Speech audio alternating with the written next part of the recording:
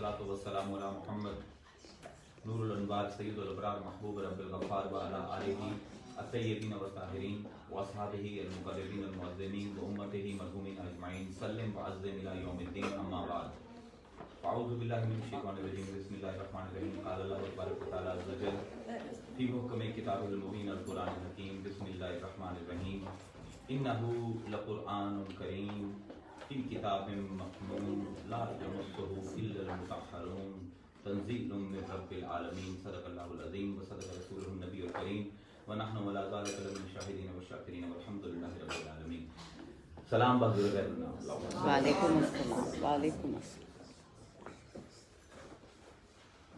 तो सनिया की हुक्म पर और फरमाइश पर ये हमने आज पहला इसका शुरू किया है, तो अल्लाह ताला ने अगर तौफीक दी, वक्त मिला तो इस पर मज़ीद बात करेंगे, क्योंकि तफसीर कुरान एक ऐसा मौजू है कि खाली तफसीर को ही पहले समझना लिंग्विस्टिकली हिस्टोरिकली बड़ा ज़रूरी है। आजकल तो खैर पाकिस्तान में हर एक मुफस्सिर बना हुआ है जो भी मदरसे से फारिग तहसील है, लेकिन इसका पूरा एक मैं पहले चाहूँगा कि आपको इस लफ्ज़ से आशनाई हो कि लफ्ज़ तफसीर लिंग्विस्टिकली क्या है, फिर इसका जो हिस्टोरिकल एवोल्यूशन है ऑफ इल्म तफसीर वो क्या है। अगर ये नहीं होगी दो चीज़ें समझ में, तो जो मैंने आगे सूफी तफसीर बयान करनी है उसकी बात समझ में नहीं आएगी। तो जो तफसीर का लफ्ज़ है ये बाब तफ़ईल, अरबी में वज़नों के ऊपर लफ्ज़ होते हैं, इट्स मच लाइक फ्रेंच। तो तफ़ईल के मस्दर के वज़न पर चढ़ता है तफसीर, और इसका मादा है फसरा, फे सीन रा। और फसरा कहते हैं टू अनड्रेस, पर्दे को हटाना, किसी चीज को, छुपी हुई चीज को बाहर निकालना, किसी चीज की हकीकत को जानना, ये सब चीजें जो है unveiling, exposure, these are all meanings of फसरा। तो इस्तिलाही एतबार से कुरान के छुपे हुए मीनिंग को बाहर निकालना इस तफसीर। लेकिन जब हम सूफी तफसीर की बात करते हैं तो वहां पर इसको तफसीर नहीं बल्कि तावील कहा जाता है। अब तफसीर में और तावील में क्या फर्क है, और क्यों मुफस्सिर को जरूरत है कुरान की तफसीर करने की, और क्यों सूफी को जरूरत है कुरान की तावील करने की। तावील का लफ्ज जो है वो अव्वल से निकला है, to bring a thing back to it's source, to bring thing back to its origin, to look at a thing not the way I want to C but the way it is. ये इसे कहते हैं तावील। और तफसीर जो है वो हकायक से पर्दे उठाने का नाम है। तो अब एक आमतौर पर लोग समझते हैं कि जिसको अरबी आ गई, तो जिसने 10-12 साल अरबी पढ़ ली तो वो तो कुरान को समझ जाएगा। तो सबसे पहले जो तफसीर की जरूरत पेश आई वो सहाबाए कराम को ही पेश आई थी। And they were all the people who knew Arabic very well, and they were all, most of them were poets, because जब आदमी वेला हो तो पोएट्री जरूर करता है। Because Arabs were totally वेला, so they were big on poetry. So linguistically they were very well equipped. लेकिन कुरान खुद कहता है कि जब वो तुम्हारे पास आकर बैठते हैं तो बाद में एक दूसरे से पूछते हैं कि इन्होंने क्या कहा है। So इसलिए जरूरत है तफसीर की कि Quran is not a book that you can understand by mere linguistics. Language एक टूल जरूर है उसके मानी तक पहुंचने का, लेकिन उसके अलावा भी बहुत से टूल्स दरकार हैं। अब तफसीर की बुनियादी तौर पर बहुत ब्रॉड, अगर आप 3 किस्में हैं तफसीर की, वैसे तो बहुत इकसाम है, लेकिन 3 ब्रॉड किस्में हैं तफसीर की। एक को कहते हैं तफसीर बिल मासूर। तफसीर बिल मासूर है, इसको तफसीर नकली भी कहते हैं, और इसको तफसीर बिल रवायत भी कहते हैं, कि जिसमें मैंने अपना अकल इस्तेमाल नहीं करना, बल्कि जो ऑलरेडी कुरान के बारे में कहा गया है मैंने वही बयान करना है। और ये तफसीर में सबसे बुलंद दर्जा है, और इसकी सबसे जो बड़ी किताब है वो तफसीर तबरी है। तबरी is the grandest book on तफसीर बिल मासूर, क्योंकि इमाम तबरी ने कुरान को कुरान से ही तफसीर की है। तो तफसीर बिल मासूर जो है, जब आप अपना एक अकल इस्तेमाल नहीं करोगे, जब आपने बैठना है, हिलना है, जो करना है, बस बिट साइलेंट। तो तफसीर बिल मासूर में I think it's very easy, because I am building up very very slowly. तो तफसीर बिल मासूर है कि हमने कोई रवायत नकल करके उससे कुरान को समझना है। और तफसीर बिल मासूर में जो सबसे बड़ा मकाम है, जो पहला मुफस्सिर है कुरान का, वो खुद कुरान है। اس کو کہتے ہیں تفسیر القرآن بالقرآن، واہ کہ مجھے قرآن کو سمجھنے کے لیے کہیں اور جانے کی ضرورت نہیں ہے. Quran is self explanatory. How it is for example just take 2 example کہ اللہ فرماتا ہے قرآن کے بارے میں کہ انا انزلناہ فی لیلۃ مبارکہ، میں نے اس قرآن کو ایک بڑی ہی مبارک رات کے اندر نازل کیا. اب یہ جملہ آ گیا، اب اس وہ مبارک رات کیا ہے؟ تو دوسری جگہ اللہ فرماتا ہے انا انزلناہ فی لیلۃ القدر، تو لیلۃ القدر وہ مبارک رات ہے جس میں نازل ہوا ہے. قرآن نے خود ہی اپنی تفسیر کر دی، اور یہ قرآن بار بار یہ کرتا ہے. مثلا ایک اور مثال لے لیتے ہیں کہ آدم علیہ السلام کو زمین پر پھینک دیا گیا، اور اب وہ اللہ سے معافی مانگ رہے ہیں، تو اللہ فرماتا ہے فَتَلَقَّى آدَمُ مِن رَبِّهِ كَلِمَاتٍ فَتَابَ عَلَيْهِ. آدم نے اپنے رب سے توبہ کے کچھ کلمے سیکھے، کچھ کلمات سیکھے، اور اللہ نے ان کلمات کی وجہ سے آدم کو معاف کیا. اب وہ کلمات کیا ہیں؟ elsewhere قرآن will explain ربنا ظلمنا انفسنا وَإِن لَّمْ تَغْفِرْ لَنَا وَتَرْحَمْنَا لَنَكُونَنَّ مِنَ الْخَاسِرِينَ. یعنی قرآن نے خود ہی ایک بات کی ہے اور پھر اس کو دوسری جگہ پر اس کو مفسر کر دی ہے. تفسیر کا ایک مطلب تفصیل بھی ہے کہ کسی چیز کو واضح کرنا، کسی چیز کی تشریح کرنا. اب تفسیر بالمعصور میں سب سے پہلا درجہ آتا ہے خود قرآن کا، کہ قرآن اپنے مختلف آیات کو ایکسپلین کرتا ہے. And this is probably the only book in the world which has this capacity کہ آپ کوئی بھی لفظ جو ہے اس کی connotations قرآن میں سے مختلف مقامات پر دیکھ سکتے ہیں کہ قرآن اس لفظ کو کہاں کہاں پر استعمال کر رہا ہے. دوسرا جو اس میں درجہ ہے، سب سے پہلے مفسر انسانوں میں قرآن کے خود حضور ہے. تو تفسیر بالمعصور میں جو دوسرا باب کھلتا ہے وہ ہے تفسیر القرآن بالاحادیث، حضور کی احادیث سے قرآن کو سمجھنا. لیکن unfortunately we have a very little material on it. محدثین نے کوشش کی ہے لیکن وہ غالباً 100 آیات بھی قرآن کی نہیں بنے کہ جن پر ہمارے پاس اقوال محفوظ ہیں کہ حضور نے ان کے بارے میں کیا کہا ہے. But yeah it's a very authentic source of understanding یا تفسیر کرنا قرآن کا. اب جب حضور کا وصال ہو گیا تو اب صحابہ کا دور ہے. اب صحابہ کے دور میں ظاہر ہے قرآن ہے، اور صحابہ حضور کے زمانے میں بھی جب کوئی حاجت ہوتی تھی، کوئی بات سمجھ نہیں آتی تھی قرآن کی، تو حضور سے جا کے پوچھ لیتے تھے.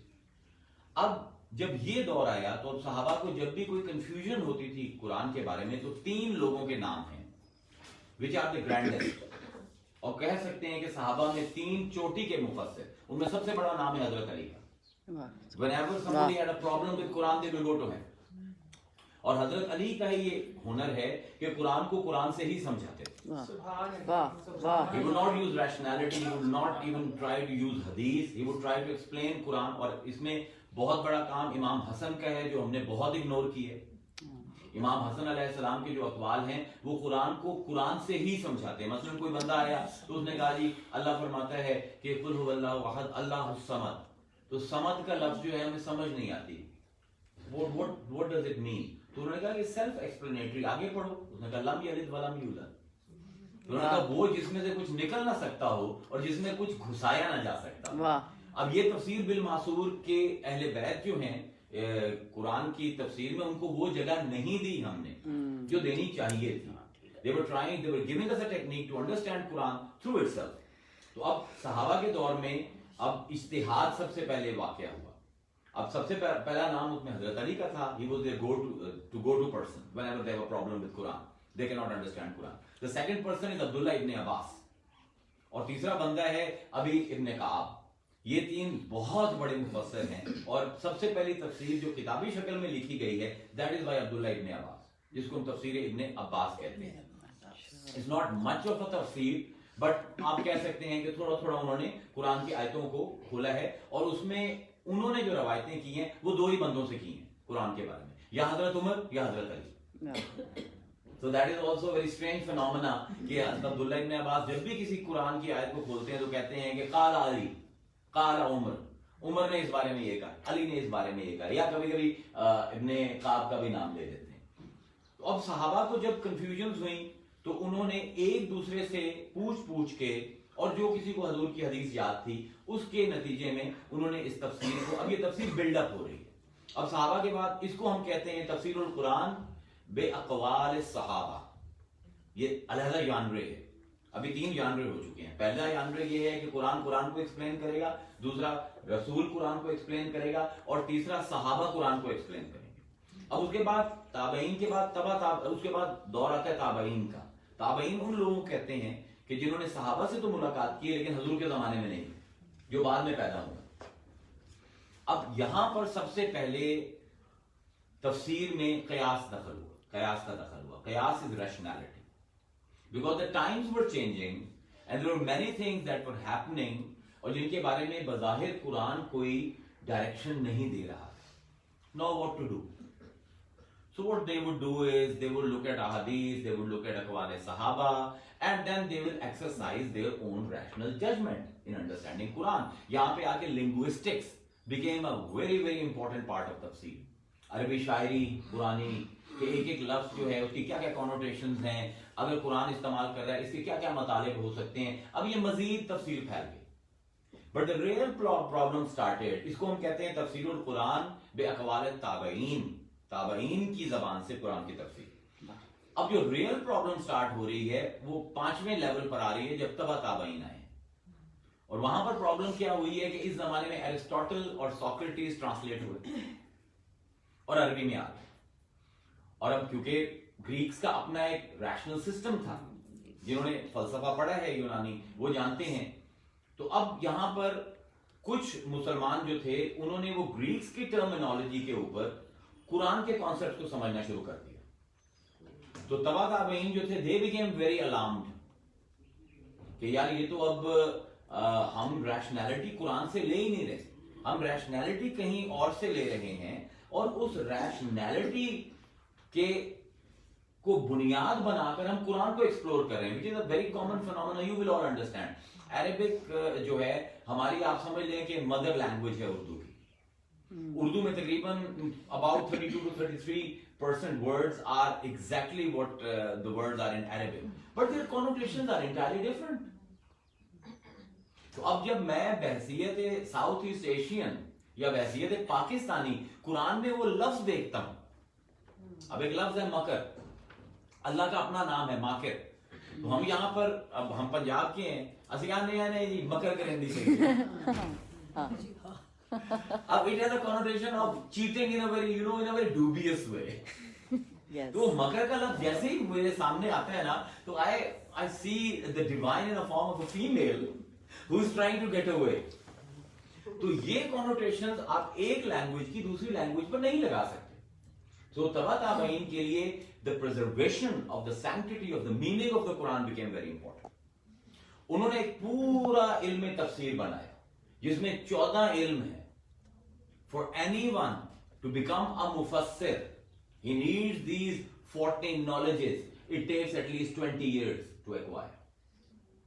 سب سے پہلے شروع ہوتا ہے علم نحو, علم صرف, علم بدیع, علم اشتقاق, علم فصاحت, علم بلاغت, پھر علم اشعار العربیہ, پھر علم اسباب النزول, پھر آپ کا اس میں آتا ہے علم ناسخ و منسوخ, اور پھر منطق, پھر فلسفہ, پھر حکمت, اس کے بعد لنگوسٹکس, اس کے بعد دور حاضر.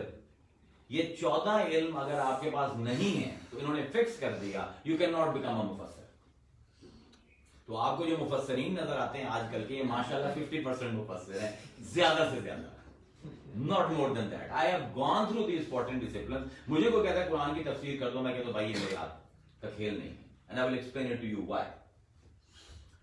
اب جب یہ کام ہوا تو اٹ ایکچولی اس کا ایک بہت بڑا فائدہ ہوا کہ at least we had some way of protecting the original meaning of Quran from the onslaught of the rationals. But it again had a very very limiting impact on Quran. اور یہاں سے صوفی تفسیر کا ایک چیپٹر کھڑا. اب پہلی تفسیر کا جو تفسیر بالمعقول سمجھ آ گئی, صحابہ کے اقوال, حضور کے اقوال, تابعین کے اقوال, تبع تابعین کے اقوال. اب دوسرے جانرے آتا ہے تفسیر کا جس کو تفسیر بالرائے کہتے ہیں, اس کو تفسیر عقلی بھی کہتے ہیں, ریشنل تفسیر آف قرآن. یہ تبع تابعین کے زمانے کا فینومنا ہے.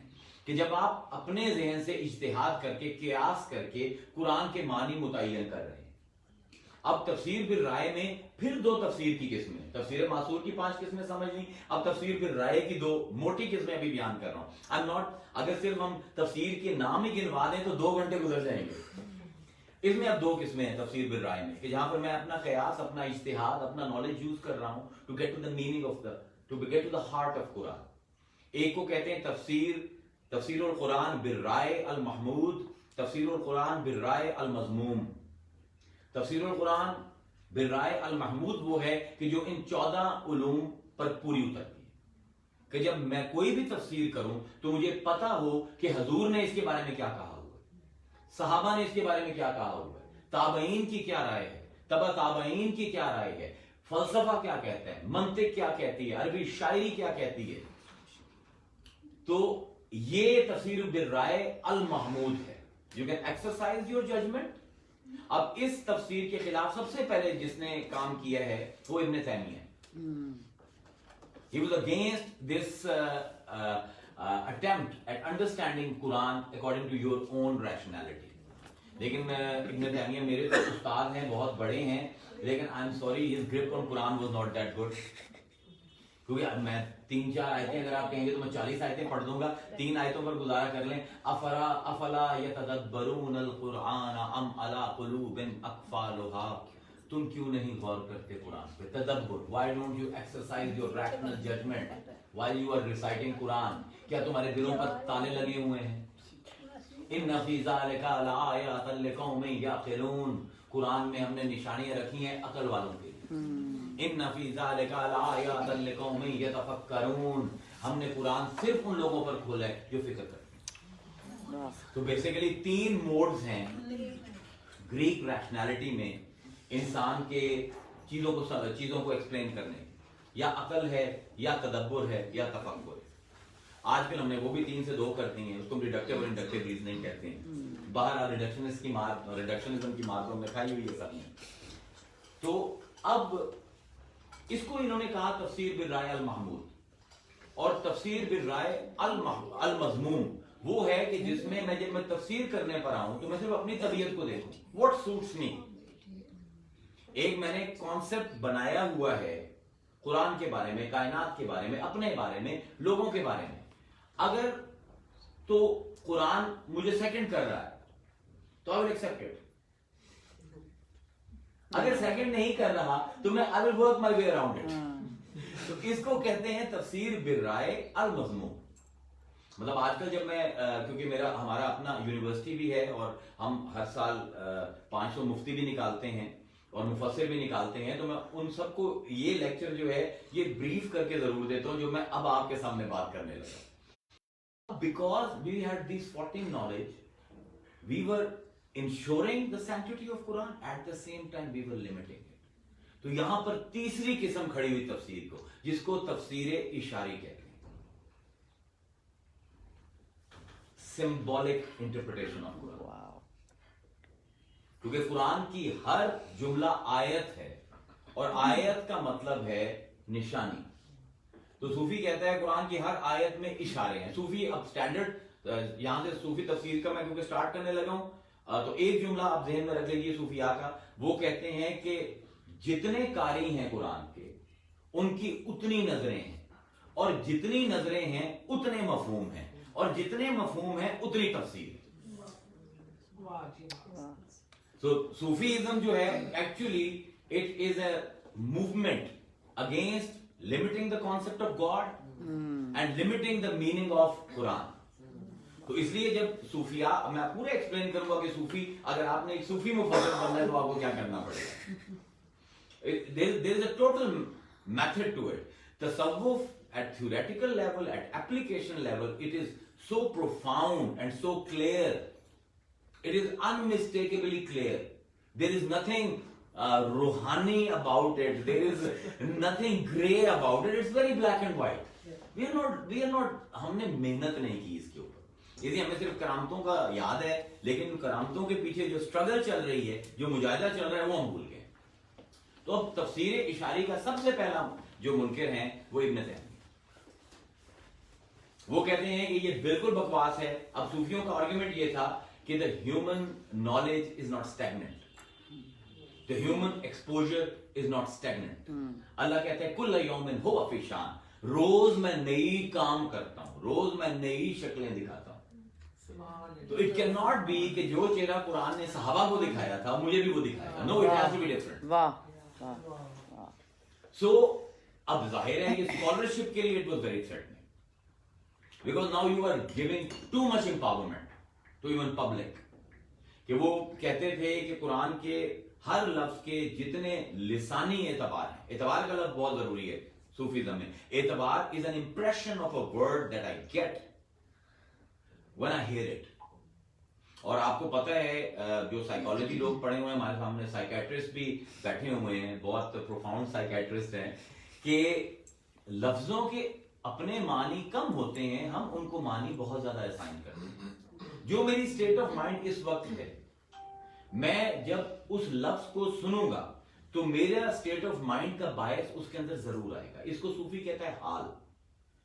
تو جتنے بھی لفظ کی, اس کو اشاری تفسیر اس لیے کہتے ہیں, ایک لفظ کے جتنے بھی لنگوسٹک کونوٹیشنز ہیں, جتنے ہسٹوریکل کونوٹیشنز ہیں, اور جتنے میرے حال کے کونوٹیشنز ہیں کہ میں اس وقت کس حال سے گزر رہا ہوں, تو اکارڈنگ ٹو صوفیہ Quran is a revelation that is revealing itself 24/7.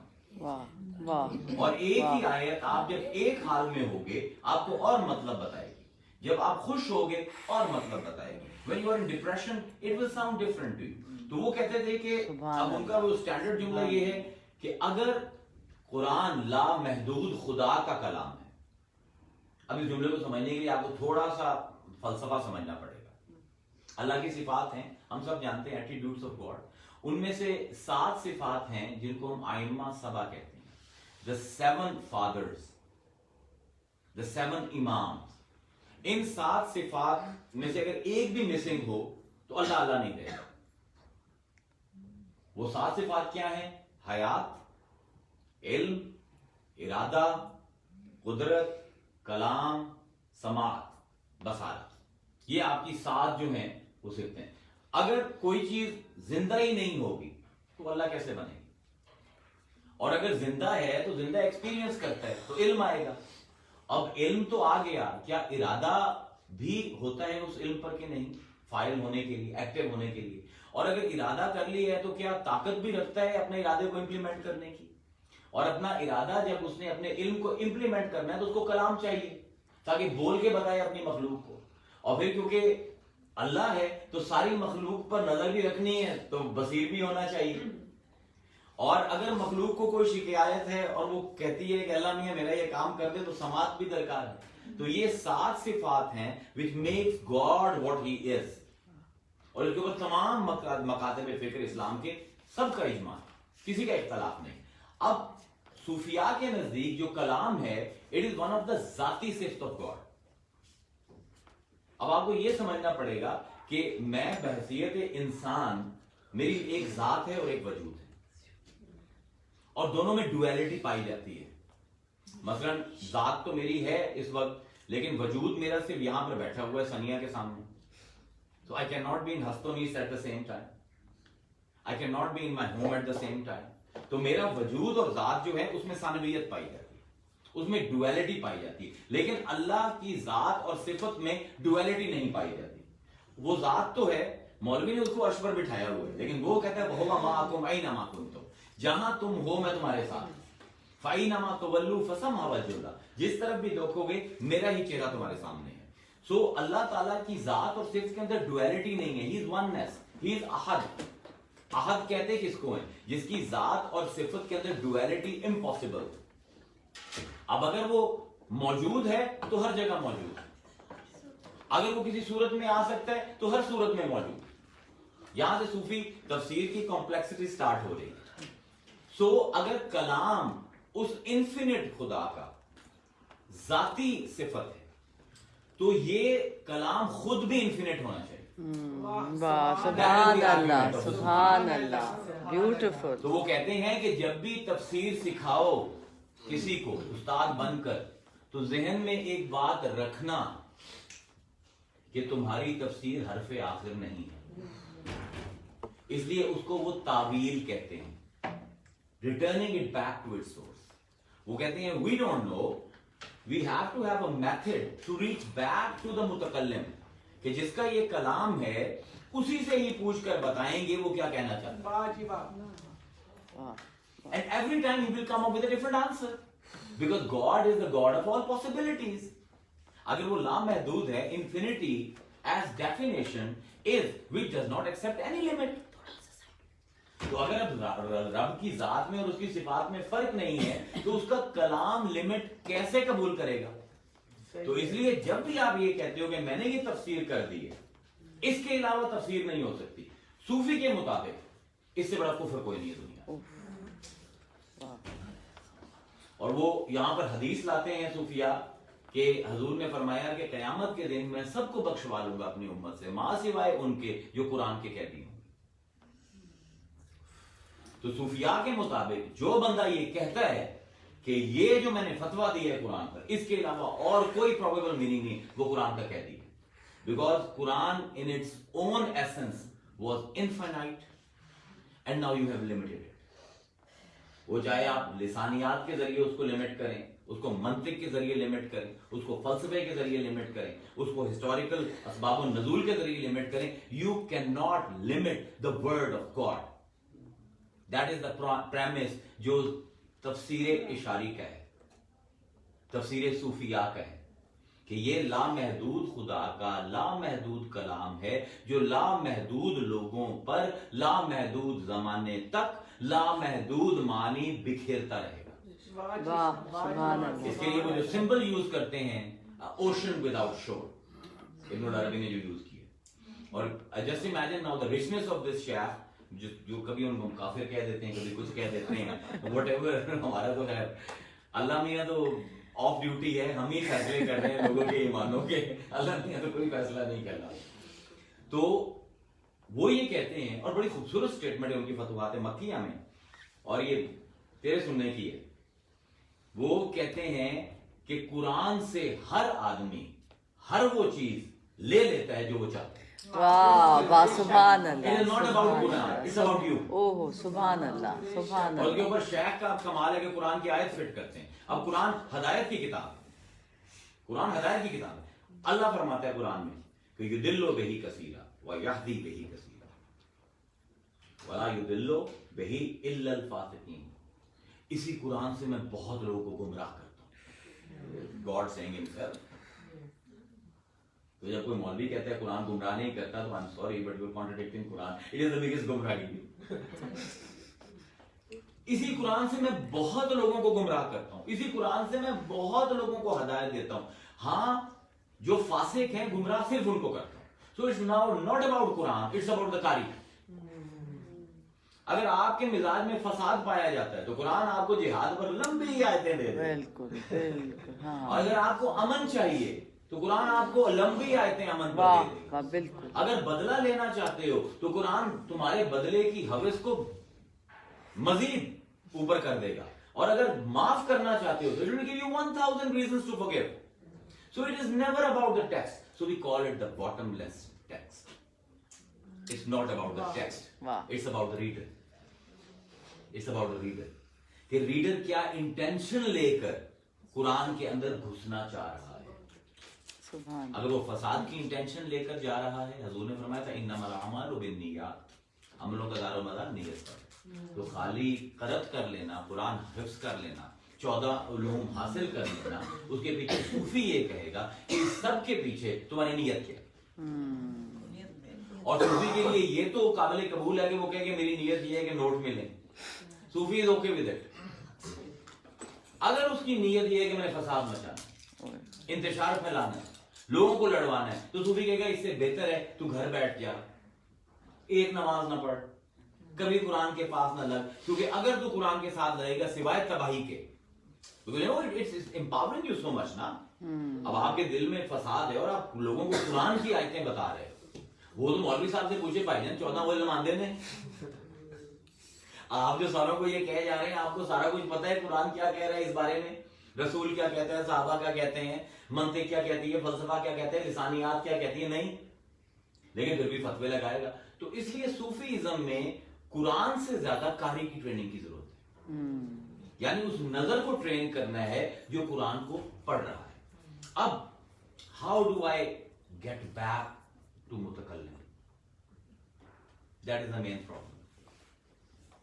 میں کس طرح وہ کام کروں کہ میں اللہ سے پوچھوں کہ تیری مراد کیا ہے اس آیت سے, اور وہ مراد حرف آخر نہیں ہو.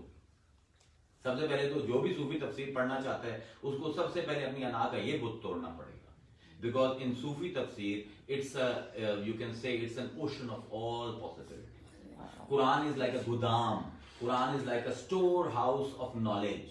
قرآن is not one message, it is many messages in one message. سبحان اللہ, سبحان اللہ. And it depends upon who is approaching Quran. اس کے لیے اس کو وہ وہی والا میسج دے گا. So اب کیا کروں میں؟ تو صوفیہ یہاں پر آپ نے ایک لفظ سنا ہوگا جینس اینڈ ڈفرینشیا.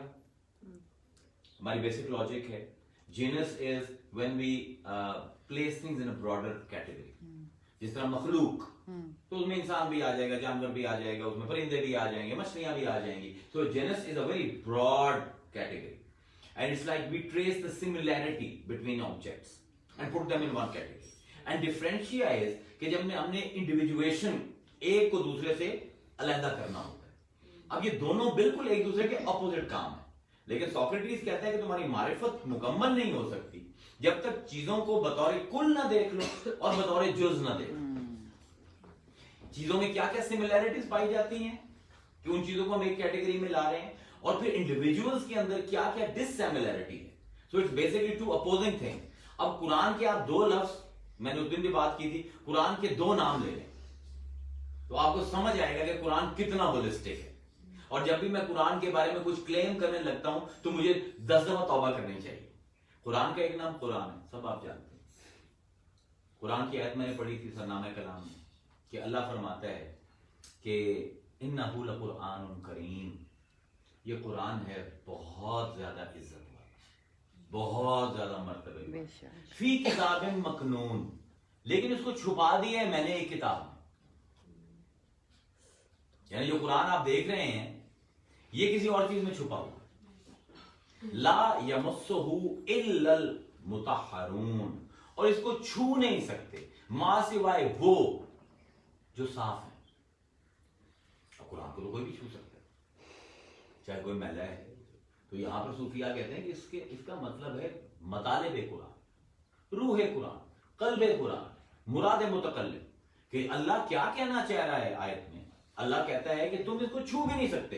یہ کتاب جو تمہارے ہاتھ میں, اس کے اندر ایک کتاب بند ہے, اور اس کتاب کو کھولنے کا طریقہ یہ ہے کہ اپنے آپ کو پاک کرو. So then the descent of the meaning of the Quran is only possible اگر تم پاک ہو. تو پھر وہ premise ٹھیک ہوا نا. It's not about Quran, it's about you. It's about you. ہم اس کو ساری بات کو ختم کریں گے حضرت علی کے 3 اشعار پر, تاکہ سمجھ آئے کہ صوفیہ کی تفسیر کا اوریجن کہاں سے ہوتا ہے.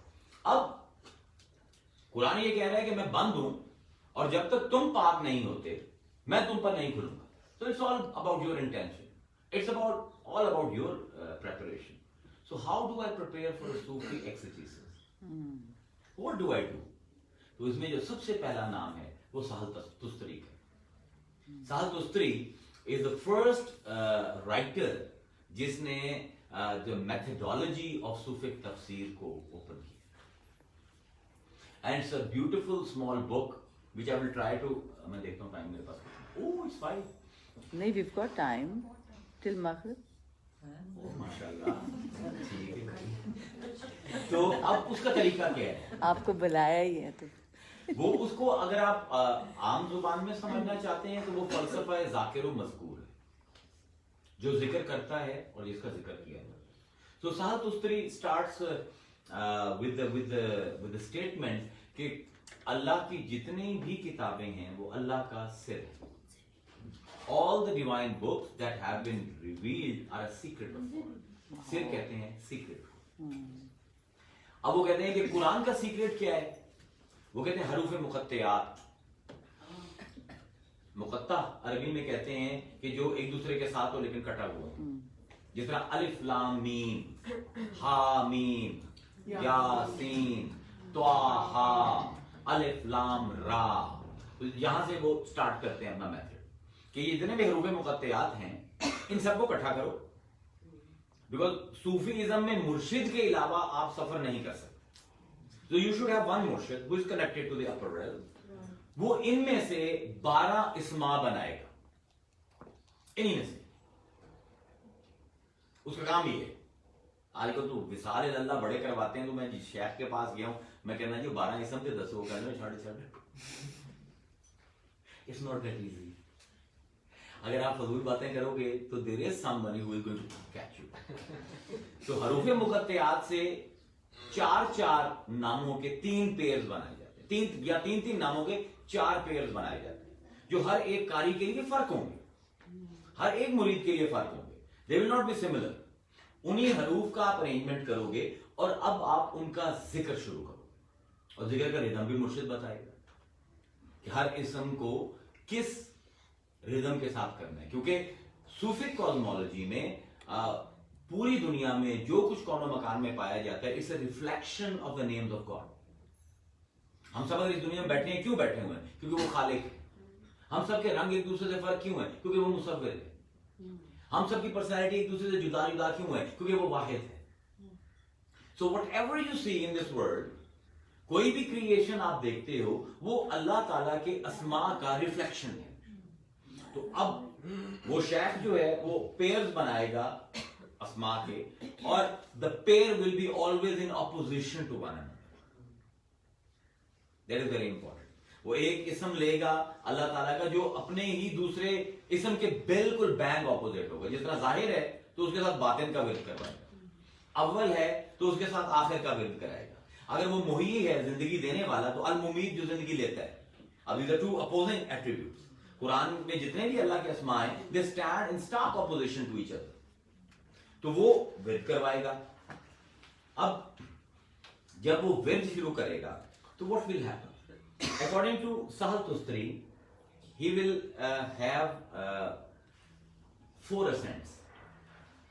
ذاکر جو یعنی جو پورا فلسفہ ہے اس کے پریمس کن بنیادوں پر ہے؟ پہلا پریمس یہ ہے کہ ہر چیز جو ہے وہ اسماء الہی کے نتیجے میں اس دنیا میں ہے. دوسرا یہ ہے کہ قرآن اسماء الہی کو اکٹھا کرنے والا ہے. اب قرآن کی جب بات کرتے ہیں میں بیچ میں بھول گیا، sorry I am really sorry, وہ ٹائم کے چکر میں بات بھول گیا تھا. قرآن لفظ اس کے 2 مادے ہیں. بعض علماء کے نزدیک قرآن کا لفظ قاف رے نون قرنا اس سے نکلا ہے، اور بعض کے نزدیک یہ قر سے نکلا ہے قاف رے. اب جو امام اشری ہیں، اشریہ سلسلے کے جو امام ہیں اور لغت کے بہت بڑے امام ہیں، ان کے مطابق قرآن جو ہے وہ قرنا سے نکلا ہے. اور قرنا کہتے ہیں قرن الشیء بالشیء، ایک چیز کو دوسری چیز کے قریب کر دینا. تو قرآن از جینس آف دا فلاسفرز، جو ہر چیز کو ایک چیز کے اندر اکٹھا کر دیتا ہے، جمع کر دیتا ہے، ایک چیز کو دوسری چیز جیسا بنا دیتا ہے، چیزوں کے درمیان سملیرٹی تلاش کرتا ہے. دوسرے جو ہیں امام مجاہد وغیرہ وہ کہتے ہیں کہ اس کا مادہ قر ہے. اب قر کہتے ہیں چیزوں کو ملانا. قرۃ الماء فی الحوض، میں نے حوض کے اندر پانی اکٹھا کیا. قر کہتے ہیں اکٹھا کرنے کو، قرنا کہتے ہیں اکٹھا کرنے کو. اب قرآن وہ ہے جو سب کو اکٹھا کر رہا ہے، اور پھر اس کا نام ہے الفرقان. تبارک الذی نزل الفرقان علی عبدہ لیکون للعالمین نذیرا. پاک ہے وہ ذات جس نے اپنے بندے پر فرقان اتارا. فرقان کا لفظ فارقہ سے آیا ہے. فارقہ از ڈفرینشیا. فارقہ بین الشیئین، 2 چیزوں کے درمیان فرق کو تلاش کرنا. فرقان فعلان کے وزن پر چڑھتا ہے، اور فعلان اسم فاعل کا صیغہ ہے، یعنی ایکٹیو. قرآن ایکٹیولی سیپریٹس بٹوین انڈیویجولز. اور فرقان کا کام ہے انڈیویجویلٹی کو اسٹیبلش کرنا. قرآن کا نام ہے انڈیویجویلٹی کو ڈیزالو کر کے توحید قائم کرنا. یہ 2 قرآن کے نام ہیں. اب یا اس کے ارد گرد بلڈ ہو رہا ہے سارا یہ فلسفہ صوفی ایکسیجیسس کا یا صوفی تفسیر کا. اب سہل تستری یہ کہتے ہیں کہ there is no way for you to access God. کیونکہ اللہ خود ہی پابندی لگا دیتا ہے لا تدرکہ الابصار, آنکھیں مجھ تک نہیں پہنچ سکتی. لا تدرکہ الابصار وہو یدرک الابصار, آنکھیں مجھ تک نہیں پہنچتی, میں آنکھوں تک پہنچتا ہوں. سبحان اللہ, سبحان اللہ. So it's a downward movement. If you look at روحانیت, اب قرآن کو بھی اگر آپ دیکھیں تو اِنَّا أَنزَلْنَاهُ, اس کو ہم نے اتارا ہے. There is a descent. When Quran talks about Quran itself, it's always talking about a descent. اور انسان کا بھی جب بات ہوتا ہے تو آدم اور حوا کو ڈسینٹ میں بھیجا گیا. روح کی بھی جب قرآن بات کرتا ہے, یہی آپ لے لیں اِنَّا أَنزَلْنَاهُ فِي لَيْلَةِ الْقَدْرِ وَمَا أَدْرَاكَ مَا لَيْلَةُ الْقَدْرِ لَيْلَةُ الْقَدْرِ خَيْرٌ مِنَ أَلْفِ شَهْرٍ تَنَزَّلُ الْمَلَائِكَةُ وَالرُّوحُ. روح بھی ڈسینٹ میں ہے, قرآن بھی ڈسینٹ میں ہے, انسان بھی ڈسینٹ میں ہے, اور روح بھی ڈسینٹ میں ہے. دس از اے فریم ورک آف قرآن. اس کو آج تک ایکسپلور نہیں کیا گیا. اب سہل تستری یہ کہتے ہیں کہ یہ ڈسینٹ کیا ہے. اب ان کے مطابق we have this capacity to reverse this descent. کیونکہ ہم نے مراد متکلم تک پہنچنے کے لیے اس کے پاس پہنچنا ہے جس نے یہ کلام نازل کیا ہے. تو جب اس نے ڈسینٹ دیا ہے میری روح کو اور اپنے کلام کو, تو اب اسینٹ جو ہے وہ بھی اسی سورس سے ہوگا. اور یہاں پر وہ سال دوسری قرآن کی آیت نقل کرتے ہیں کہ اللہ فرماتے ہیں یا ایھا الانسان انکا کادح الی ربک قدحا فملاقی. اے انسان, تو نے آہیں بھر بھر کے, تو نے سہ سہ کے, تو نے تھک تھک کر چڑھنا ہے اور مجھ سے ملاقات کرنا ہے. اب راستہ ہے مشکل اور تھکا دینا. اور پھر کہتا ہے لقد خلقنا الانسان فی کبد, ہم نے انسان کو انگزائٹی میں پیدا کیا. You are a anxious being. کان الانسان عجولا, اور انسان بہت جلد باز. You know, you're seeing my problem. خلق الانسان ضعیفا, انسان کو میں نے کمزور پیدا کیا ہے. میں کمزور ہوں. I am a collection of anxieties and I am not patient. I want everything now. اور سفر ہے اللہ کا, ملاقات کرنی ہے اللہ کی. تو اللہ کہتا ہے یا ایھا الانسان انک کادح الی ربک قدحا فملاقی. تو نے زینے چڑھنا ہے اور ہر زینے پر تیری آنکھیں نکلنی ہے اور ہر زینے پر تو نے رونا ہے اور تب تو نے مجھ سے ملاقات کرنی. اب یہ زینے کیا ہے؟ بیسیکلی یہ 7 ہیں, but then the model will become extremely complex. So I will just, جو لوگ ہولسٹک ہیومن ڈیولپمنٹ کانفرنس میں تھے, دے ہیو انڈرسٹوڈ, ان کو یہ یاد ہوگا, ان کے لیے ریویژن ہو جائے گی, نئے لوگوں کو آپ سمجھ جائیں گے. اور یہ سارا قرآن ہے, اس میں کوئی حدیث نہیں یوز کی جا رہی. اکارڈنگ ٹو سہل تستری اور دیگر جو صوفیاء ہیں تفسیر کے, وہ کہتے ہیں کہ روح کی 4 ڈسینٹس اور قرآن کی 4 ڈسینٹس. سب سے پہلے یہ روح بھی اللہ کی تھی اور یہ کلام بھی اللہ کا. So it all starts with unity. اس کو کہتے ہیں عالم لاہوت, the realm of divinity in which there is no separation. یہاں پر فرقان کا وجود نہیں, قرآن ہے. At the highest level it will be قرآن. تو یہ وہاں پر قرآن جو ہے اور انسان کی روح, یہ دونوں اللہ کے پاس.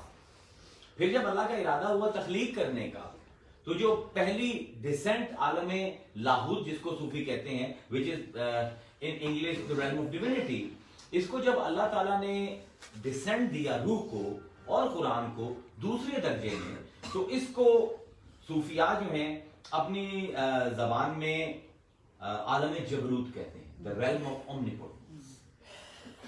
یہاں پر بھی قرآن ہے. It is collecting everything.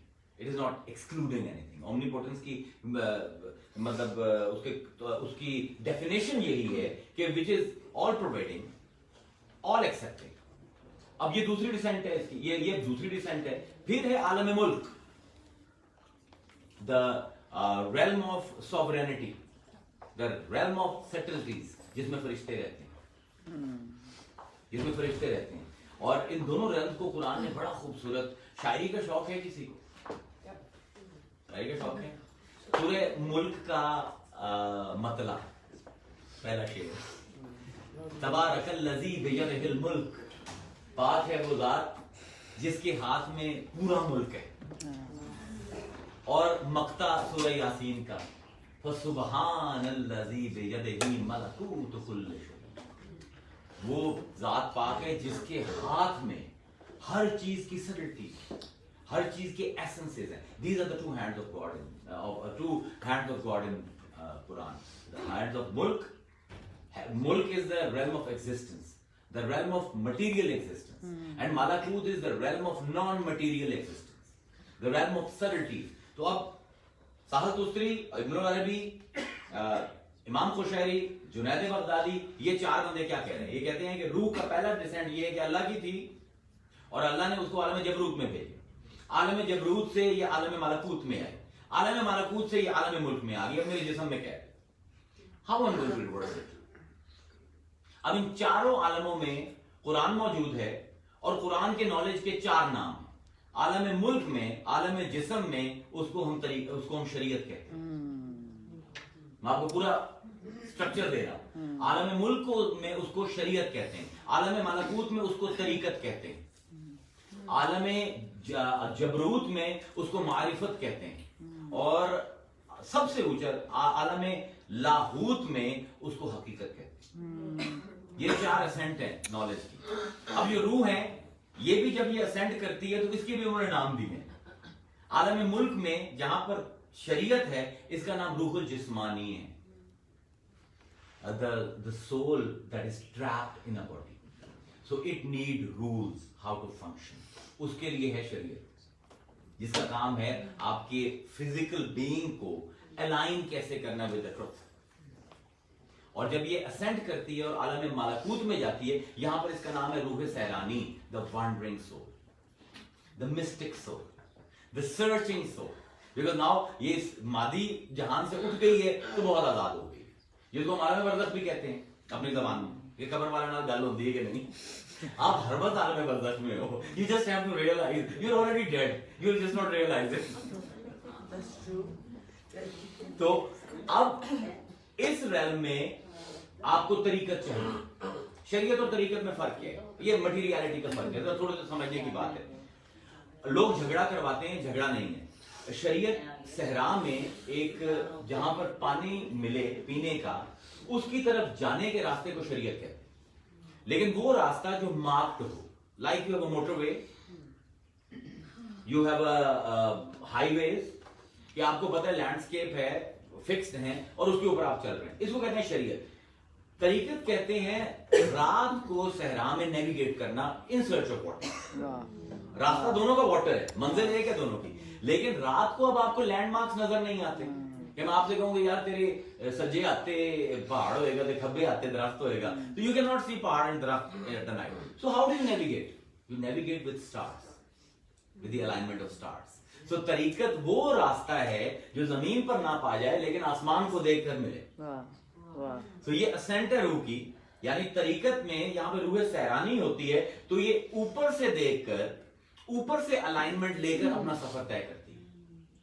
اور پھر جب یہ اس سے بھی اس کا اسینٹ ہوتا ہے عالم جبروت میں، تو اب اس کو روح السلطانی کہتے ہیں، جس کو روح اب یہاں پر جا کر it becomes a sovereign spirit, جو معراج پہ جہاں تک دیکھتا ہے وہاں تک جسم بھی پہنچ جاتا ہے. واٹ از معراج؟ واہ سبحان اللہ. واٹ از معراج؟ میرے اندر ڈویلٹی پائی جاتی ہے کہ میں دیکھ تو رہا ہوں اس پینٹنگ کو، پر وہاں تک جانے کے لیے مجھے ٹانگوں کی ضرورت ہے جو وہاں تک لے جائے. معراج اس عمل کو کہتے ہیں کہ جہاں دیکھوں وہاں پہنچ جاؤں. So technically speaking, if somebody wants to understand, it's the collapse of time and space. Collapse of temporality and space.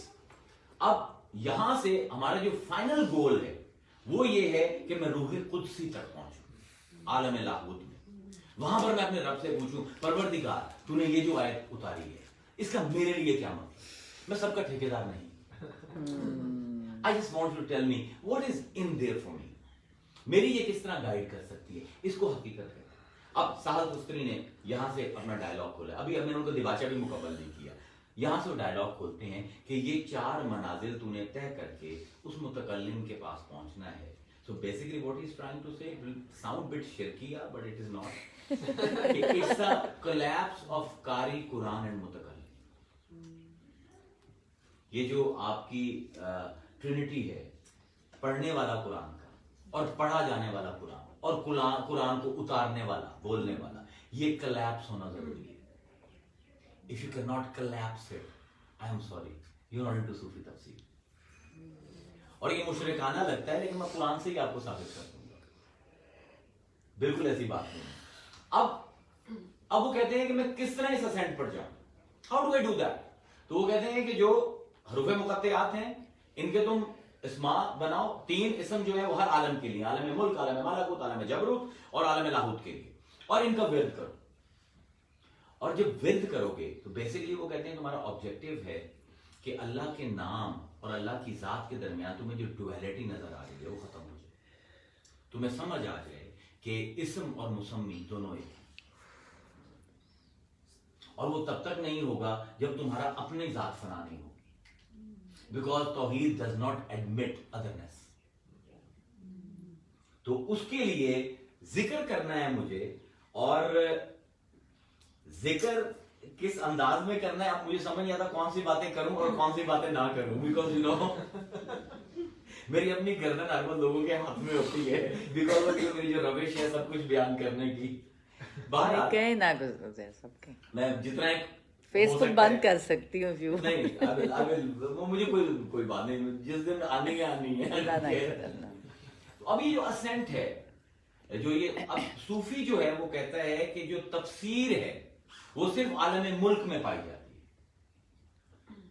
है, इससे ऊपर तावील है. आलम मालाकूत में तफसीर नहीं हो सकती, बिकॉज तफसीर में आपका अपना रैशनल ब्रेन भी होगा, आपके सामने हिस्ट्री भी होगी, आपके सामने अकवाल भी होंगे. लेकिन जो आदमी इससे उठता है आलम मुल्क से, यहां पर सूफी जो है पहले ये 14 इल्म हासिल करेगा, he will try to engage with the Quran, लेकिन उसका मंजिल ना मुल्क है, ना मलाकूत है, ना जबरूत है, उसकी मंजिल लाहूत है. he wants to go to that Quddus part, that pure, जो कुरान कह रहा है कि ला यमस्सुहु इल्लल मुतahharun. जब तक तुम कुदसी नहीं बनते,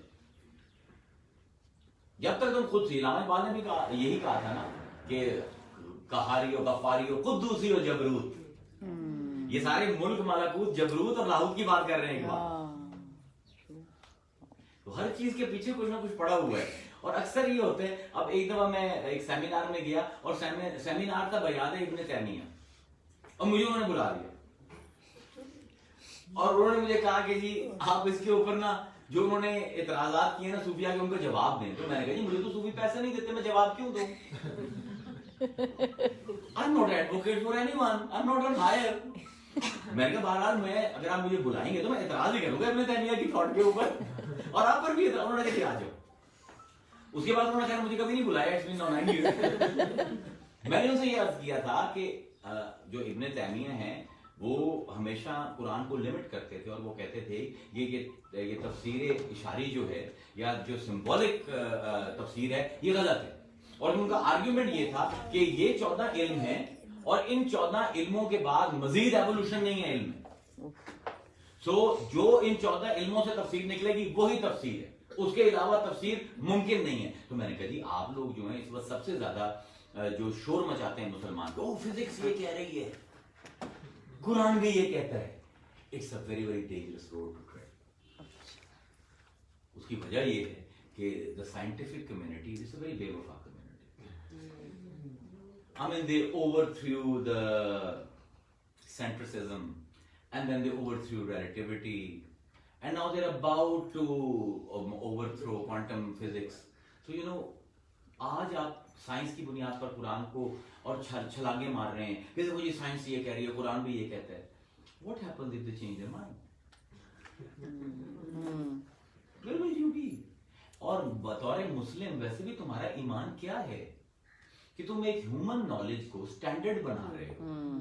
सो मैंने कहा ये इब्न तैमिया इसी के खिलाफ थे, और सबसे ज्यादा जो ये तफसीर की है फिजिक्स, मैथमेटिक्स और एस्ट्रोनॉमी की डिस्कवरीज के ऊपर, वो आप लोगों ने की है. तो आप तो अपने इमाम के मुनकिर हो. یہ تفسیر بل رائے ہے جو آپ کر رہے ہو. It's got nothing to do with تفسیر بل معصور. تو بیسیکلی آپ ایسے کلیم کرو ہی نا جن کو آپ سٹینڈ نہیں کر سکتے. اب ہم وہ اور طرف نکل گیا. ہاں تو اب اس اسینٹ پہ کیسے جانا ہے, ذکر کیسے کرنا ہے کہ میں متکلم کے پاس پہنچ جاؤں اور جان چھڑا کے سب سے اس سے پوچھوں کہ تیری مراد کیا ہے اس آیت کے اوپر.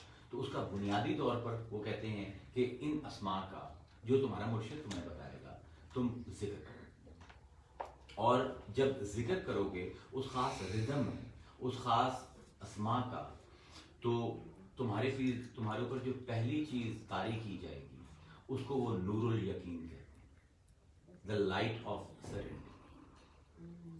اور لائٹ آف سرنٹی کیا ہے کہ پھر تمہارے دل میں یہ جو ہر وقت ہوتا ہے ایسا کیوں ایسا کیوں یہ کیوں یہ کر گیا, یہ ختم ہو جائے گا. You will be relieved of all the bias against everyone. جو بھی ارد گرد ہیں ان کے لیے آپ کی بائس جو ہے وہ ختم ہو جائے گی. اس کو وہ کہتے ہیں کہ حقیقتاً ایمان اس چیز کا نام. اور ایمان کو وہ ڈیفائن کیسے کرتے ہیں, بابا از ویری ٹف. وہ قرآن کی آیت استعمال یہاں پر کوٹ کرتے ہیں کہ اللہ فرماتا ہے کہ اوفو بعہدی اوفی بعہدکم, جو وعدے میرے ساتھ کیے ہیں پورے کرو, جو میں نے وعدے کیے ہیں وہ میں پورا کروں گا. فَأَيَّا فَارْحَبُونَ, اب اس کا ترجمہ ہم کرتے ہیں رہبا کا ڈرو مجھ سے. صوفی کا یہاں پر بھی پھٹ ہے. عالم چاہتا ہے تم رب سے ڈرو, صوفی کہتا ہے رب سے پیار کرو, رب سے یاری کرو, یہ کہتا ہے نہیں تم ڈرو اس سے. اب یہاں پر وہ رہبا کے لفظ کو ایکسپلور کرتے ہیں سہل تستری. وہ کہتے ہیں کہ رہبا سے آپ نے جو خوف مراد لیا ہے نا, تو اللہ تعالیٰ تو کہتا ہے اللہ ان اولیاء اللہ لا خوف علیہم ولا هم يحزنون. الذین آمنوا وکانوا یتقون. اللہ کہتا ہے کہ اللہ کے ولی وہ ہوتے ہیں جن پر کوئی خوف طاری نہیں ہے اور کوئی دکھ طاری نہیں ہے. یہ وہ ہیں جو مومن ہیں. تو خوف نہ ہونا ایمان کی نشانی ہے, خوف کا ہونا ایمان کی نشانی ہے. تو رہبہ میں وہ کہتے ہیں کہ اللہ یہاں پر جو کہہ رہے ہیں فَأَيَّا فَارْحَبُونَ, تم میرے ساتھ رہبہ اختیار کرو. اس سے مراد یہ ہے, وہ ان کی تفسیر یہ ہے جو ان کو اس مقام کے اوپر, کہ وہ کہتے ہیں کہ جب سے مجھے یہ علم اللہ نے سکھایا اس کے بعد مجھے کسی علم کی حاجت نہیں تھی. تو وہ کہتے ہیں وہاں سے مجھے یہ پیغام ملا ہے کہ رہبہ یہ ہے کہ جب تمہارے دل میں, جس کو لفظ استعمال کرتے ہیں کلیات القلب, the totality of the heart, کہ تمہارے دل میں میرے علاوہ کسی کا خوف نہ رہے. اپنی پوری کلیات قلب کے ساتھ, اپنے پورے مجاہدے کے ساتھ, اپنی پوری تکلیف کے ساتھ, آہوں کے ساتھ, سسکیوں کے ساتھ تمہارا مرکز و محور میں بن جاؤں, تو تب میں تمہیں ایمان دیتا ہوں, not before that. کیونکہ ہمارے تو ڈر ہی نہیں ختم ہوتے. سوتے سوتے ڈر جاتے ہیں اپنے ہی خواب سے.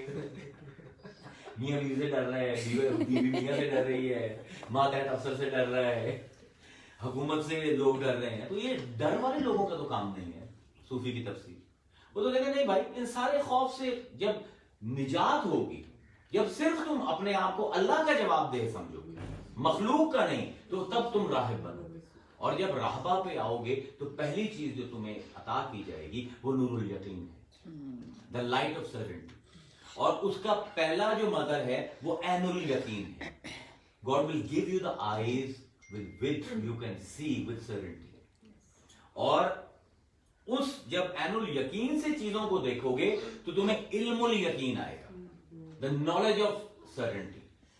اور جب یہ علم الیقین اور عین الیقین, اب یہاں پہ it's very interesting dialogue he opens, which is like again very anti-scholarly, لیکن I understand it at a very emotional level. وہ کہتے ہیں کہ یہ جو علم الیقین ہے اور عین الیقین ہے, the eye of the certainty and the knowledge of the certainty, وہ کہتے ہیں یہ غیر مکون ہے.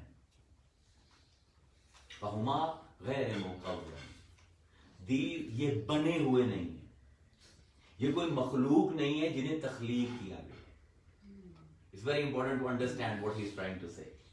کہ یہ جو علم الیقین ایک صوفی کے دل پر اترتا ہے قرآن کے بارے میں, یہ عین الیقین اس کو دی جاتی ہے, آنکھ دیکھنے والی.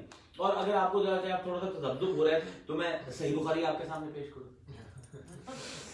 وما يزال عبدي يتقرب إلي بالنوافل حتى أحبه فإذا أحببته كنت قلبه الذي يعقل به وبصره الذي يبصر به وسمعه الذي يسمع به ورجله التي يبطش بها ويده التي يمشي بها. یہ صحیح بخاری حدیث قدسی ہے. اللہ کہتا ہے کہ کوئی بندہ جب میرے قریب آتا ہے اور کوشش کرتا ہے اور اپنی جان مارتا ہے تو میں اسے محبت کرنے لگ جاتا ہوں, اور جب میں اسے محبت کرنے لگ جاتا ہوں تو میں اس کی آنکھیں بن جاتا ہوں جن سے وہ دیکھتا ہے, میں اس کے کان بن جاتا ہوں جن سے وہ سنتا ہے, میں اس کی زبان بن جاتا ہوں جس سے وہ بولتا ہے, میں اس کا دماغ بن جاتا ہوں جس سے وہ سوچتا ہے, میں اس کے ہاتھ بن جاتا ہوں جن سے پکڑتا ہے, اور اس کے پیر بن جاتا ہوں جن سے وہ چلتا ہے. تو وہ احساس دوسری پر تو آپ حملہ بعد میں کیجیے, پہلے تو امام بخاری پر ہی کیجیے. اٹس ویری ایزی کہ ہم اپنے گھر میں نہیں جانتے اور ہمسائے کے جو چیزیں پائی جاتی ہیں اس پر ہماری بڑی نظر ہوتی ہے. تو بھائی وہ کہتے ہیں کہ یہ علم الیقین اور عین الیقین کوئی مخلوق نہیں ہے. دس از ناٹ دس آئے, دس از ناٹ دس آئے, یہ غیر مکون ہے, یہ غیر مخلوق ہیں. یہاں پر ان کا موسٹ پرابلمٹک پیس شروع ہوتا ہے جو میں سوچ رہا تھا پہلے آپ کو شیئر کروں یا نہ, لیکن اب کر دیتا ہوں, کوئی بات نہیں. Thank you. پرابلمٹک سین یہ ہے, وہ کہتے ہیں کہ اس سے جو علم الیقین ملتا ہے وہ اس طرح نہیں ہے جو تمہیں کتابیں پڑھنے سے ملتا ہے, وہ اس طرح نہیں ہے جس طرح مادی استاد تمہیں دیتا ہے. وہ کہتے ہیں یہ ایک سر ہے, دس از اے سیکرٹ جو سر سے ہے اور سر تک ہے. اس کو یہ کہتے ہیں کہ من اللہ سر, اللہ کی طرف سے آیا ہوا راز. یہ وہ راز ہے جو ایک راز والے پر راز والا اتار رہا ہے. It's a very complicated thing what he is trying to say. وہ کہتے ہیں یہ نالج تمہیں جو قرآن کے بارے میں ملے گا یہ غیب کا نالج ہے جو غیب والا دے رہا ہے, اور تمہارے اندر جو غیب پایا جاتا ہے اس کو دے رہا ہے, not to your شعور, not to your دین. میرے اندر غیب کون سا پایا جاتا ہے؟ Have you ever thought about it? اذ قال ربك للملائكة إني جاعل في الأرض خلیفہ فإذا سويته ونفخت فيه من روحي. یاد کرو اس وقت کو جب اللہ نے فرشتوں سے کہا کہ میں اپنے ہاتھوں سے من صلصال من حماء مسنون with a very base material with a creature which smells really bad, I'm going to create Adam. فإذا سويته, اس کو اپنے دونوں ہاتھوں سے سنواروں گا, ونفخت فيه من روحي, اور اپنی روح میں سے اس میں کچھ پھونکوں گا. تو یہ وہ غیب ہے جو میں اس دنیا میں لے کر آیا ہوں. یہ اللہ کا وہ مینیفیسٹیشن ہے میرے اندر جو میرے اندر ہر وقت موجود ہے. اور لیکن کیا کمال کی بات ہے کہ یہ روح ہمیں سب کچھ دکھا دیتی ہے, اپنا آپ نہیں دکھاتی. تو وہ کہتے ہیں یہ جو تمہیں قرآن کے معنی اتر رہے ہیں یہ غیب سے اس غیب پر اتر رہے ہیں, یہ تمہارے دماغ پر نہیں اتر رہے. It's got nothing to do with mind, it's got nothing to do with rationality, it's from feelings to feelings, it's from unknowable to unknowable, it's from a secret to a secret. اور اس لیے جب صوفیاء کی ہم تفسیر پڑھتے ہیں تو بظاہر بالکل الٹ ہے علماء سے. مثلا یہیں پر آپ کو میں عربی کا مثال دے دوں. ایک آیت ہے آپ سب نے سنی ہے, لیسا کمثلہ شیء, لیسا کمثلہ شیء. اللہ کہتا ہے میری مثال پوری دنیا میں کوئی نہیں. اب اس میں پرابلم ہے ایک لنگوسٹکلی کہ یہ جو کاف ہے یہ تشبیہ کے لیے آتا ہے. When you are creating analogy between two objects, تو ہم جس طرح کہتے ہیں this thing is like, تو is like کی جگہ عربی میں ہے کاف. اب یہاں پہ لیسا کا مثال نہیں ہے, مثلے ہی مثال کی جو میری ہے, یہ ترجمہ کر رہا ہوں میں ٹھیک, شیء کوئی بھی چیز. So you know it becomes a repetition and becomes a circular meaning. So what we have done, the grammarians, جو جتنے بھی گرامر کے لوگ ہیں, ہم نے بڑی آسانی سے کاف زائدہ کر دی. میری کاف زائدہ ہے, اس کاف کو پڑھو, اس کا میننگ نہ دو. تو لیسا مثلہ شیء, مطلب ہم یہ کرتے ہیں کاف کو ہم اگنور کر دیتے ہیں اور مطلب یہ کرتے ہیں لیسا مثلہ شیء. یہ مجھے بڑا ماریں گے میرے استاد سارے, لیکن یہ سچ ہے. لیسا مثلہ شیء, میری مثال دنیا میں کوئی چیز ہو. اب کاف کو میں نے زائد کر دیا, پڑھا, ترجمہ نہیں کیا. شیخ الاکبر کہتے ہیں کیوں ترجمہ نہیں کرتے؟ Why don't you? Why are you playing this game with Quran? ایک کتاب ہے جو قیامت تک لوگوں کی ہدایت کے لیے آئی, اس میں اللہ زائد الفاظ کیوں ڈالے گا؟ اگر اس کی الف لام میم کا بھی, مطلب قرآن ایک واحد کتاب ہے جس کے اوپر پورا علم کھڑا ہوتا ہے, جس کو ہم علم رموز و اوقاف کہتے ہیں, the knowledge of the pauses of Quran. اب کہیں توئے ہوتی ہو, کہیں زے ہوتی ہے, کہیں جیم ہوتی ہے, کہیں قاف ہوتی ہے. یہاں پر اللہ کہتا ہے کہ لفظ تمہاری آواز بند ہو جائے, سانس چلتے رہے. تو یہ رموز و اوقاف 4 سال لگتے ہیں پڑھنے میں.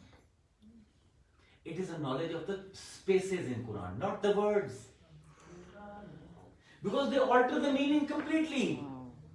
وہ جو آپ وقفہ لے رہے ہو, جس طرح ہمارے اردو ادب کی مشہور مثال ہے, شکر مجھے اردو ادب سے کچھ یاد آ گیا, کہ وہ کہتے ہیں کہ ایک وہ بندہ تھا تو وہ there was a merchant and he used to trade his goods with another country. وہاں پہ جا کے بیچتا تھا, تو جنگ چھڑ گئی, تو بادشاہ نے بلاک کر دیا, بارڈر سیل کر دیا. اب اس کے وہ پاس جو چیزیں تھی وہ خراب ہو رہی تھی. بادشاہ کا وہ دوست, اس نے کہا کہ یار مجھے مہربانی کر, مجھے پروانہ بنا دے, میں اپنی چیزیں بیچا. تو بادشاہ نے کہا چل تو میرا یار ہے, انہوں فوجیوں کے نام رکا دیا کہ اس کو جانے. اب وہ چلا گیا, تو he really made immense profit. تو اس کا جو ہمسایا تھا اس نے کہا یار میں تیرا یار ہوں, بادشاہ کا یار, تو وہ ٹیک می ٹو ہیم, اور میرے لیے بھی ایک پروانہ بنا دے, اور earn lots of money like you. تو اس نے کہا آئی ہیو نو ایشو. وہ چلا گیا. صوفی جو ہوتا ہے اس کو کبھی ایشو نہیں ہوتا. وہ چلا گیا, تو اس نے بادشاہ سے کہا کہ جی مجھے وہ ایک اور پروانہ بنا دے, میں نے مال لے کر جانا ہے. تو وہ ساتھ کھڑا ہوتا, اس نے کہا بادشاہ کو مجھے بھی بنا دیں. اس کو تو فرق نہیں پڑا, بادشاہ کو بڑا فرق پڑا کہ now he is trying to bypass him. Social culture of Lahore is well, ماشاءاللہ. آج آپ کسی سے کسی کو ملوا دیں, آپ نہیں ہوں گے, باقی سب کچھ ہوگا. تو اس بادشاہ کو بڑا غصہ چڑھا. تو بادشاہ نے اس سے پوچھا کہ کیا لکھوں. اس نے کہا جی لکھ دیں کہ آپ کہ روکو مت جانے. تو بادشاہ نے دونوں کی تحریر ایک ہی کی. تو اس کے روکو مت کے بعد کوما ڈال دیا, روکو مت جانے دو, اور اس کے روکو کے بعد کوما ڈال دیا, روکو مت جانے دو. یہ ہے رموز و اوقاف. The pauses. The pauses are so important in a speech. ہمارا رولا یہ ہے کہ ہم خاموشی کو نہیں سنتے, ہم باتوں کو سنتے ہیں. تو صوفی کی تفسیر میں رموز و اوقاف پر بڑی اہمیت ہے. اب جس کتاب کے pauses میں مطلب ہیں, تو شیخ الاکبر کہتے ہیں کہ تم نے کاف زائدہ کیوں کیا ہوا. کہتے ہیں صحیح بندے کے پتروں کی طرح ترجمہ کرو. اب وہ ترجمہ کیا بنے گا, لیسا کا, نہیں ہے اس کی مثال, مثل ہی جو میری مثال ہے, شیعہ تمہاری پوری دنیا میں, جو میری مثال ہے اس کی مثال نہیں ہے. اب اللہ کی مثال کیا ہے؟ شیخ الاکبر کہتے ہیں کلام اس کا قرآن. There is nothing in this world that resembles God but his کلام. سبحان اللہ, اس تک میں پہنچنا ہے تو اسی کے ناموں سے ہی پہنچوں گا. It's a return to God through the names of God. There is no other vessel available except Quran. کہ میں اسی میں سے اسما ڈھونڈوں اور اپنی پرواز جو ہے خدا کی طرف کروں. تو جب میں قدس کے لیول پر پہنچوں گا, جب میں روح کے لیول پر, روح قدسی کے لیول پر پہنچوں گا, لاہوت کے مقام پر پہنچوں گا, تو وہاں پر کان میں پھونکا جائے گا کہ my secret is that there is no secret. What is the sir of Quran? There is no secret. There are two ways you can hide things from people. One is by hiding them from their eyes, and one is by showing everyone. اور یہ secret cell کرنے کا زیادہ اچھا طریقہ ہے. میں آپ کو سمجھا دیتا ہوں. All of us, all the time, are seeing God. فَإِنَّمَا تُوَلُّوا فَثَمَّ وَجْهُ. جدھر بھی دیکھو گے میرا ہی چہرہ تمہیں نظر آئے گا. قرآن کیا ہے؟ اور رومی نے بھی یہی کہا تھا, ہر لحظہ بشکلاں بت عیار برآمد, دل گرد نہاں شد, ہر دم بلباس دیگراں یار برآمد, گہے پیر و جوان شد, نئے نئے کے ہمو بود کنی گفت ان الحق, در صورت منصور منصور نہ بودا کہ برادار برآمد. وہ کہتے ہیں ہر وقت میرا ہی یار ہے جو مختلف شکلوں میں نظر آتا ہے میرا اپنا, غیروں کے کپڑے کیوں پہن لیتا ہے؟ کبھی بوڑھا بن جاتا ہے, کبھی بچہ بن جاتا ہے, کبھی عورت بن جاتا ہے, کبھی مرد بن جاتا ہے. Because if you are all the reflections of divine names, then all the time what are you seeing is the names of God. اور اللہ کے جو کلمے ہیں ان پر جو حد لگائے گا وہ مولوی تو بن سکتا ہے, انسان نہیں بن سکتا. قرآن خود اس کے اوپر فتویٰ دیتا ہے, وَلَوْ أَنَّمَا فِي الْأَرْضِ مِنْ شَجَرَةٍ أَقْلَامٌ وَالْبَحْرُ يَمُدُّهُ مِنْ بَعْدِهِ سَبْعَةُ أَبْحُرٍ مَا نَفِدَتْ كَلِمَةُ اللَّهِ.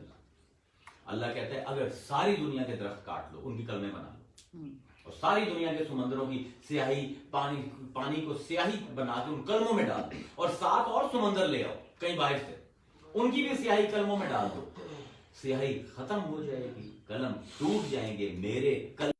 When you are trying to limit Quran, when you are trying to limit the meaning of Quran, you're not doing any service to Islam. Actually, you're going totally against the concept of Tawheed. क्योंकि यहाँ पर problem ये आती है कि उसका अपना मतलब होगा, उसका अपना मतलब होगा, उसका अपना मतलब, तो मुझे आलिम कौन मानेगा? That is the main problem. Professionally, that is the problem. भाई बात ये है कि अगर अल्लाह infinite है and he is supratemporal and he is supraspatial, ना उसके ऊपर वक्त का गुजर है, ना उसके ऊपर जमान का गुजर है, ना मकान का गुजर है. युहीतूना बिशैइन मिन इल्मिही, अल्लाह कहता है मैंने तमाम चीजों को घेरा हुआ है अपने इल्म से. तो आज जो भी जिसके भी ज़हन में कोई भी मतलब आएगा कुरान की कोई भी आयत पढ़कर वो मतलब पहले से जानता है. वाह वाह. सो जितनी भी तफसीरें होंगी कुरान की, at the same time in eminence they will be correct and in transcendence they will all be wrong. अल्लाह मुझे तावील कहते किसको है? तफसीर कहते हैं मानी फिक्स करना, तावील कहते हैं मानी को खोल देना. कि मुझे ये समझ आया कुरान से, यार तुझे कुछ और समझ आ सकता है, तुझे कुछ और समझ सकता है, लेकिन ये इतनी ज्यादा एम्पावरमेंट है कि उसके ऊपर जान जाती है लोगों की. इसलिए जब हजरत अली के ये अशार हम पढ़ते हैं लोगों के सामने, दवाऊ कफी का वला तशअरू वदाऊ का मिनका वला तबसरू, कहते हैं कि तमाम बीमारियां तेरी अपनी वजह से, पर तूने कभी देखा नहीं. उन तमाम बीमारियों की इलाज तेरे अंदर मौजूद है, पर तूने कभी गौर नहीं किया. अतज़अमू अन्नका जिर्मुन Sagir, do you think you are a small specs of dust फी कंतविल आलमुल अकबरू, अल्लाह ने पूरी कॉस्मोस को लपेट कर तेरे अंदर फेंक दी. वो जो रूह जब फूंकी थी तो तमाम हकाए, मतलब सूफी तफसीर की हद क्या है कि हम आदम की उस स्टेट पर पहुंच जाए कि जब अल्लाह ने फरमाया इन्नी जाइलुन फिल अर्द खलीफा, मैं जमीन पर एक खलीफा बनाने वाला, तो फरिश्ते खड़े हो गए, ये भी वहां के मौलवी थे, और इन्होंने कहा था चलो फिया में युफ्सुद फिया व यस्फिकु दिमा, अल्लाह मियां तू उसको बना रहा है कि जो फसाद करेगा और खून बहाएगा. तो अल्लाह ने क्या किया? अल्लामा आदम अल अस्मा कुल्लाहा, अल्लाह कहता है मैंने तमाम नामों का इल्म आदम को दे दिया. सुम्मा आरदहुम अलल मलाइका, और फिर उन मुफ्तियों के सामने पेश की वो चीजें. तो काल अंबिऊनी बि अस्माए हाउला इन कुंतुम सादिकीन, सच्चे हो तो इनके नाम तो बताओ. कालू ला इल्म लना इल्ला मा अल्लमतना इन्नका अंतल अलीमुल हकीम, अल्लाह ताला जी हमें तो नहीं पता कि तूने बताया, इन चीजों का हमें कुछ नहीं पता. तो I have to return to the state of my father where he has all asma ka ilm. And how can I do it? I can only do it by repeating those names. वाह वाह. और हजरत अली फरमाते हैं अतज़अमू अन्नका जिर्मुन सगीर, तू ये गुमान करता है कि तू एक छोटा सा खुलिया है, you are a small cell फी कंतबिल आलमुल अकबर, अल्लाह ने तमाम आलम जो है लपेट कर तेरे अंदर फेंक दिए हैं. अंतल किताबुल मुबीनुल लज़ी बिअहरुफिही यज़हरुल मुज़मरू, और तू ही वो कुरान है, तू ही वो किताब मुबीन है जिससे अल्लाह ने अपने तमाम डिवाइन सीक्रेट्स तेरे जरिए दुनिया तक पहुंचाने के लिए तुझे भेजा. So this was a brief introduction to the science of सूफी तफसीर, beautiful, which is the return to God through His name. कि हम अल्लाह से अपने तौर पर जुस्तजू करके, अपनी अकल को दौड़ाकर, अपने ज़हन को इस्तेमाल करके, we can never find Him. La तुदरिकुहुल अब्सार, He has not given the access to the eyes to reach Him. वहुवा युदरिकुल अब्सार, लेकिन वो आंखों तक पहुंचता है. और यहाँ पर मैं खत्म करता हूँ एक हदीस मुबारक से, सही बुखारी से है कि हुजूर ने फरमाया, अल्लाह फरमाता है हदीस कुदसी, अना जलीसुन मा अमन ज़करनी, मैं उसके पास आकर बैठ जाता हूँ जो मेरा नाम लेता है. सुभान अल्लाह. ये नहीं फरमाया कि मन ज़करनी फहुवा जलीस, कि जो मेरा नाम लेता है वो मेरे पास आता है और बैठता है. नहीं, अना जलीसुन, मैं अल्लाह बैठ जाता हूँ उसके पास. फज़कुरूनी अज़कुरकुम, मुझे याद करो मैं तुम्हें याद करता हूँ. वाह वाह. यहाँ पर साहब सुस्तरी कहते हैं कि जो जिक्र है, it is there to open the two way communication between अब्द and माबूद. जहाँ पर इन दोनों की टू वे कम्युनिकेशन ओपन होती है, जहाँ पर वो बोलता है तो ये सुनता है, ये बोलता है तो वो सुनता है, और ये उससे पूछता है बता कि तेरी अपना मुराद क्या है इस कुरान की आयत से. And of course it will be different than जो भी मुराद मेरे लिए होगी वो आपके लिए नहीं होगी, वरना हम सबके फिंगरप्रिंट्स एक होंगे। सिर्फ ज़ाहिरी तौर पर हम तो अगर आप इसको समराइज करना चाहें मंतकी तौर पर तो 3 पोल्स हैं। एक ये कि अल्लाह के अस्मा और अल्लाह की ज़ात में कोई फ़र्क नहीं है, और दूसरा ये हमें अल्लाह ताला ने कुरान उतारा है ताकि हम उसका जिक्र कर सकें, और चौथा जो कुरान के लफ्ज़ों के ज़ाहिरी मानी हैं और बातिनी मानी हैं उनके दरमियान जब राबते कायम करवाता है अल्लाह खुद, तो जो निकलता है वो सूफी तफसीर। वाह वाह वाह वाह उज़ैर साहब, सुभान अल्लाह, so beautiful, जज़ाकल्लाह, जज़ाकल्लाह।